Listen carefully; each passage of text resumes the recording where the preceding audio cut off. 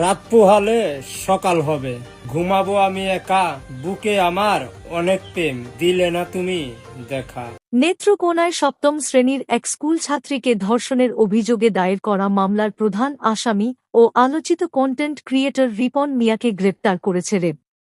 বৃহস্পতিবার রাতে ময়মনসিংহের গৌরীপুর উপজেলায় অভিযান চালিয়ে র্যাব ১৪ এর একটি বিশেষ দল তাকে আটক করে।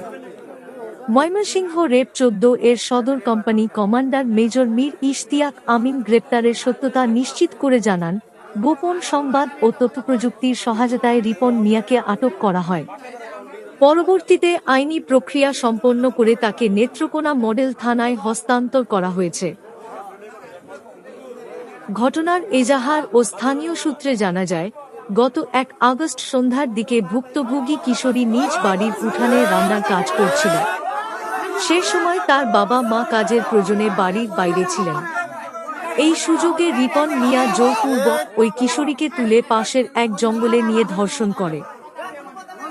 মেয়েটির আত্মচিৎকারে স্থানীয় প্রতিবেশীরা ছুটে এলে অভিযুক্ত রিপন দ্রুত ঘটনাস্থল থেকে পালিয়ে যায়।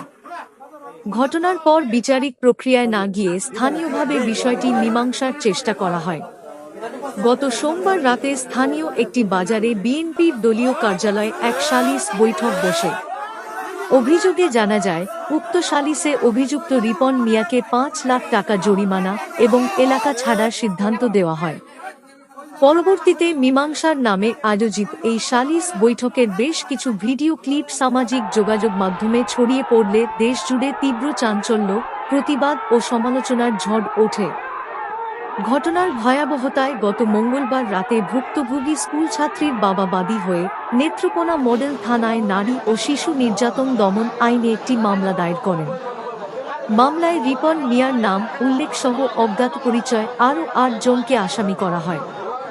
মামলা রুজু হওয়ার পর থেকেই আইন শৃঙ্খলা রক্ষাকারী বাহিনীর চোখ ফাঁকি দিতে আত্মগোপনে চলে যান এই কন্টেন্ট ক্রিয়েটর।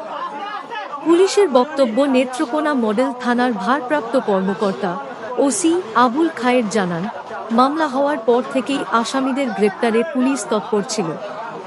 র্যাবের সহায়তায় প্রধান আসামিকে ইতোমধ্যে আটক করা হয়েছে। এই ঘটনার সঙ্গে জড়িত বাকিদের আইনের আওতায় আনতে তদন্ত কার্যক্রম জোরদার করা হয়েছে এবং আদালতের মাধ্যমে অপরাধের চূড়ান্ত বিচার নিশ্চিত করা হবে।